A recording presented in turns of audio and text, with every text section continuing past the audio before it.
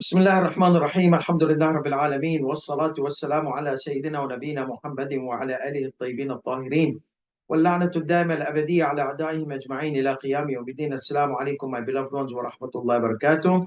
Inshallah, we are going to continue our sessions of Marifat. Now, we were able to complete some of the characters. We said there can be more than, but some of the essential characteristics of an Arif. The one was the Marifat of Allah subhanahu wa ta'ala. The one was the Marifat of Rasulullah sallallahu alayhi wa sallam. And the one was the Marifat of our Aimma alayhi salatu wasalam and our Imam Sahib Zamana Ajtf ta'ala farajahu sharif. So these characteristics are your gauge. How much of these five things you have, that will let you know how much Marifat you have. However, there are more than this. If you go to Munajat of Imam Zain al-Abidin alayhi salatu wasalam, 15 Munajat. We are going to ponder on 5 of those 15 munajat, inshallah, in the upcoming days. And we will try to see how our A'immas alayhi salatu wasalam, they manifest their ma'rifat of Allah subhanahu wa ta'ala. And we learn from them how we can follow their steps and develop our ma'rifat of Allah subhanahu wa ta'ala. The moment we have ma'rifat of Allah subhanahu wa ta'ala, we go up, then we go down to the Rasulullah sallallahu alayhi wa sallam, and to Imam alayhi salatu wasalam, and to Imam of our time. So it's going up to Allah and getting from him the ma'rifat and coming down. That's the right way. Like many urafas, they say that going up and then coming back to down. Now you can see this as salat mi'raj al-mu'min. So salat is a mi'raj of mu'min. Salat is an ascension of the believer. What happens in salat? When we say Allahu Akbar, our shuttle goes all the way towards up in the realm of Allah. That means we disconnect ourselves totally from dunya and focus in communication with Allah subhanahu wa ta'ala. The words we are uttering, Surah Al-Fatiha, Tasbihat, all these, we are trying to focus and we are trying to blend ourselves in our communication with Allah subhanahu wa ta'ala, trying to bring all the meanings of these things. So that's our focus in our salah, so that we can feel the beauty of bonding with Allah subhanahu wa ta'ala and beauty of connecting with Allah subhanahu wa ta'ala. Perfect. So when we are finishing salah, what happens? We are coming down. Remember ascension. Now we are coming down after that. After we are finished, Ashhadu an la ilaha illallah wahdahu la sharika lah wa ashhadu anna Muhammadan abduhu wa rasuluh. Allahumma salli ala Muhammadin wa ali Muhammad. The way our A'immas alayhi salatu wasalam taught us this tashahhud. There are more than 10 narrations narrated from our Imams alayhi salatu wasalam. They taught us this tashahhud which I mentioned. So this is not from our pockets. This is what our Imams want to do. The Imams which we love, they taught me to do this type of tashahhud. Now we come to the salam. Once you say tashahhud, you need to do something to exit from salah. Now, what are the invalidators of salah? Talking. So we need to talk to someone to get out of the salah. Similar to Hajj. When we enter the state of ihram, uhrimu, I'm entering the state of ihram, I'm locking myself in the state of ihram.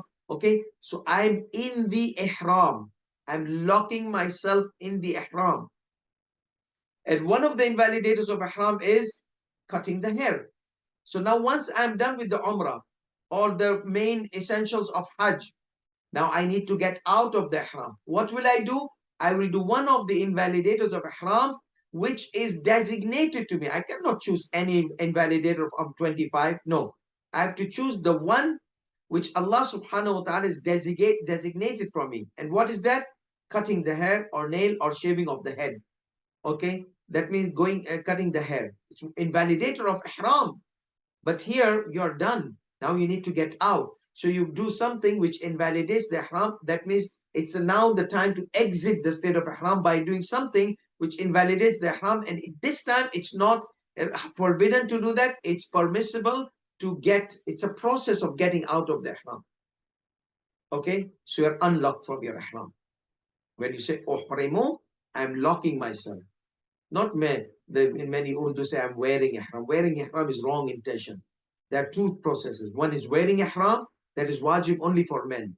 And there is entering the state of ihram, that is wajib on male and female. So male and female, they both exit the state of ihram. And the clothes are still there, but they exit the state of ihram. So now similarly, In salat, when we say Allahu Akbar, khalas, total disconnection. Now I've started dhikr of Allah. Only Allah should be communicated. You cannot say Ya Ali in Salah, Ya Rasulullah. After Salah, you can say. Yeah, you can say Allahumma salli wa sallim ala Imam Ali alayhi salam. Oh Allah, send your blessing. Talk to Allah. Salat is a direct communication with Allah. You can talk to Allah to send blessings on the Prophet sallallahu alaihi wasallam, to send blessings on Fatima Zahra salamullah alayhi, to send blessings on Imam Ali alayhi salatu wasalam. In Qunut, you can say Allahumma salli wa sallim ala Imam Ali ibn Abi Talib. Out of salah you can say Ya Ali, but in salah you have to say only Ya Allah, and your talk is only between you and Allah subhanahu wa ta'ala. No creation of Allah subhanahu wa ta'ala should be communicated in salah. So when I'm done with tashahhud, okay, and tashahhud, which is also a dhikr designated, now we come to salam. But if you intentionally say salam in the salah, it invalidates. Yes. But here, because I'm done with the components of salah, this salam is wajib to let me, like taqseer was wajib to get you out of ihram. This salam is wajib to get you out of the salah. So when we say assalamu alaikum wa rahmatullahi wa barakatuh, that means oh mu'mineen, oh jinn, oh angels, whoever around me is mu'min, salams upon you. But look at this, it's a beautiful thing. When we are landing on earth, first we are sending the salams on the Prophet. It's not wajib, but the beautification of Assalamu alayka ayyuhan nabi wa rahmatullahi wa barakatuh. After having ma'rifat of Allah, communicating with Allah, then comes ma'rifat of Rasulullah sallallahu alayhi wa sallam. So ma'rifat of Rasulullah, you're starting with salam. Now here you can know that you have the ma'rifat of Rasulullah or not. If you are saying this, when you're saying Assalamu alaikum wa rahmatullah, Assalamu alayka ayyuhan nabi wa rahmatullahi wa barakatuh, and in your heart is the dome of the Prophet, or the Prophet sitting in front of you, and you are addressing the Prophet from your heart to heart, you have ma'rifat of Rasulullah. But if you are saying Assalamu alayka ayyuhan nabi, and you have the chicken biryani which your wife has cooked, or chicken kadai masala, or chicken tikka, or all those kind of things, or butter chicken, or butter naan, or whatsoever, then you don't have ma'rifat. Assalamu alayka ya butter chicken, Assalamu alayka ya chicken tikka, biryani, kebab. These kind of things, that means your nafs is not there. Your nafs is messed up. Because when you are talking to Rasulullah sallallahu alaihi wasallam, your nafs is talking to some other things. Your tongue is saying Assalamu alaikum. Assalamu alayka ayyuhan nabi. But your nafs is saying something else. Something money, something business, something this, something game station, PlayStation, whatever stations. You saw your soccer, cricket, your nafs is saying Assalamu alayka ya cricket, Assalamu alayka ya football. But your tongue is saying Assalamu alayka ayyuhan nabi. So that shows that the nafs is not in line with your tongue. Nafs doesn't have marifat. Your tongue is uttering, but nafs is not uttering. So the moment your mind and your soul and your nafs and everything is facing towards Rasulullah, Assalamu alayka ayyuhan nabi wa rahmatullahi wa barakatuh. Now that is the marifat of Rasulullah. Done. Remember, we are landing. Allah's marifat, Rasulullah's marifat. Where in Salah you have imams. We have imams. Because our nafs has junk piled, we cannot see the imams in our salam. So after Rasulullah, you say Assalamu alayna, Assalamu alayna wa Assalamu alayna wa ala ibadillah salihin. Who are ibadullah salihin? When you recite ziyarat of our aimma, Assalamu alayka ayyuhal abdus salih. Salams upon you, O pious or righteous servant of Allah subhanahu wa ta'ala. And then in ziyar jami'ah, ibadullah as-salihun. Okay? In other ziyarat, when you recite ziyarat of jami'ah various, some of them, they have ibadullah as-salihin. Imam Musa al-Kadhim alayhi salam. His title in the community, they cannot say, I went to Imam Musa ibn Ja'far alayhi salam. Okay? I went to this. So they gave him title Al-Abdus Salih. I was beside Abdus Salih. Al-Abdus Salih gave me. So whenever we have hadith, a rawi, a narrator says, I heard Al-Abdus Salih, Musa al-Kadhim alayhi salam, Babul Hawaij. Okay? So Assalamu alayka ayyuha al-Abdus Salih. Assalamu alayka. Our imams, many of their ziyarat, you'll find Abdus Salih. Plural of Abd, Ibad. Plural of Salih, Salihun or Salihin, depends on the grammatical position. So, Assalamu alayna wa ala ibadillahi salihin. So if your nafs is clean, you will send salams to our Imams alayhi salam. Assalamu alayna wa ala ibadillahi salihin. Then, Assalamu alaikum, all the souls and the jinns and the angels and all the mu'mineen around you. Then you say final salam to them. That is the dunyawi salam. Assalamu alaikum wa rahmatullahi wa barakatuh. One of the Urafas, one of the great scholars, you see, when he used to do his salam, Assalamu alayna wa ala ibadillah salihin. Assalamu alayna wa ala ibadillah salihin. Okay. Uh, he would see the presence of our Imam Zamana Ajtf in front of him, telling him, wa alayka assalam wa rahmatullahi wa barakatuh. Because Abdul Salih, Amir al-Mu'mineen salamullah, Imam Hassan alayhi salam. So he will sense this presence of our Imam alayhi salatu salam, which is not far away because Imam is living. The only thing preventing us from seeing our Imam is the junk pile on our nafs. That's our problem. But the more we purify our nafs and clean our nafs, we will feel the presence of our Imam alayhi salam. And the more you pure, you will see the Imam alayhi salatu salam. When he's passing by, you will see him. The famous story of Allama Bahr al-Ulum. There's so many stories. I'll just end with this story. Yeah, our time is ending. I'll just end. Allama Bahr al-Ulum, like Maulana, Mujtahid, they have some sort of prestige, you see. And the Dhakirin of Imam Hussein, they call it, these are Dhakirin of Imam Hussein, you know.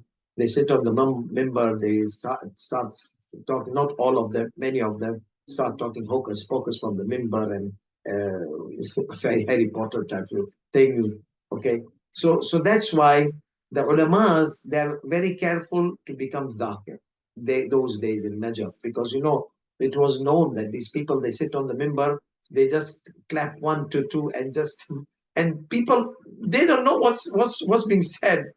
Nare Hedri after Nare Hedri. I by myself was sitting in one gathering.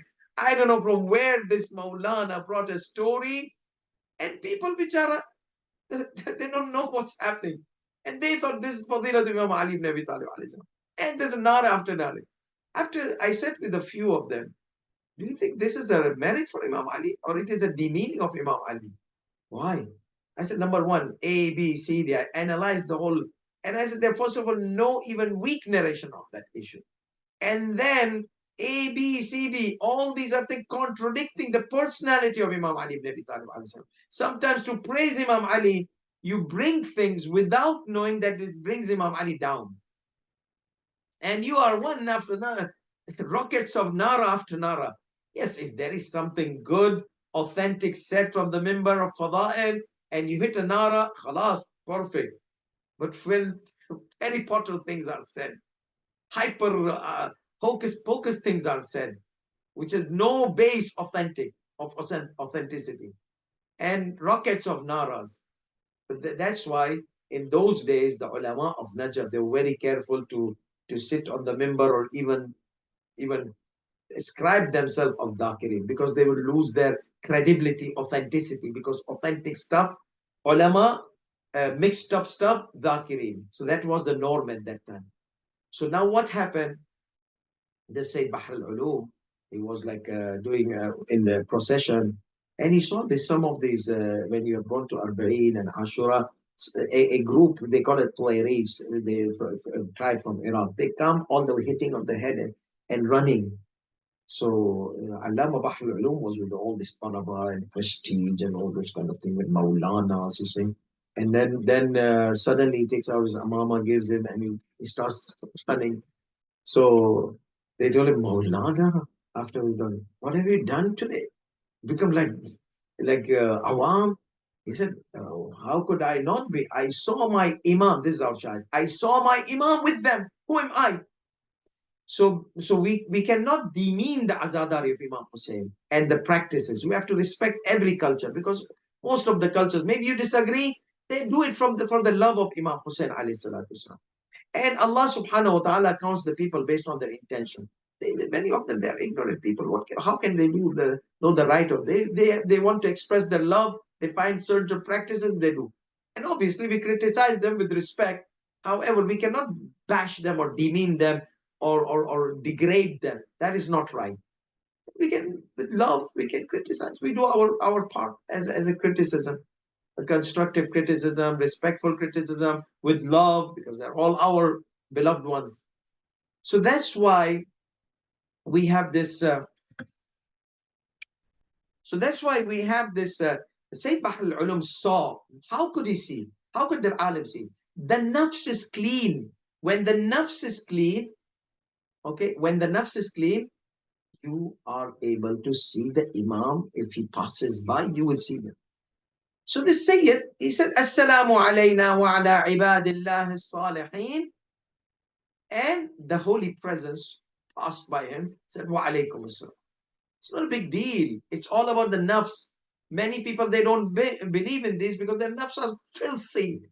Because something doesn't happen to them, they don't want to believe. Fine, you don't have to believe. But those people who purified their nafs, not the fake ones, there are fake ones also. Those who purified their nafs, great scholars, pious scholars, they're observing all the precautionary measures in food, in their eyesight, in their walk and talk.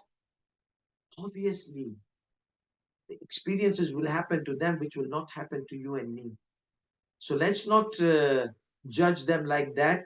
The fake ones are known by their fake. You can, once they talk, you know that this guy is a 420. 420 is like 420. It's an Urdu word for somebody fake, okay? Trying to mess up with the minds of people to get the popularity. So this is something which I wanted to mention, that when we are coming down from Allah, cleaning ourselves, we will sense the presence of the Prophet sallallahu alaihi wasallam's nur and soul. Assalamu, and we will really give him our salam, not just a routine assalamu alayka ya nabi wa rahmatullahi wa barakatuh. No, assalamu alayka ayyuhan nabi wa rahmatullahi wa barakatuh. Then assalamu alayna wa ala ibadillah as-salihin alayhum as-salam. Assalamu alaykum, all of the other miscellaneous other shuhada, all of those, they're all mu'mineen at different levels, and the angels and the good jinns and the pious jinns and everybody. Assalamu alaikum wa rahmatullahi wa barakatuh. And with this, we also tell you, wa akhiru da'wan alhamdulillahi rabbil alameen, wa sallallahu ala Muhammadin wa ala alihi at-tayyibin at-tahirin. Wassalamu alaikum wa rahmatullahi wa barakatuh. Ramazan, Ramazan, you Qaim hai Ramazan. Ramazan, Ramazan, you Qaim hai Ramazan. सदक़ा आले मोहम्मद से बाकी है इसकी शान। रमज़ान रमज़ान यूं क़ाइम है रमज़ान। रमज़ान रमज़ान यूं क़ाइम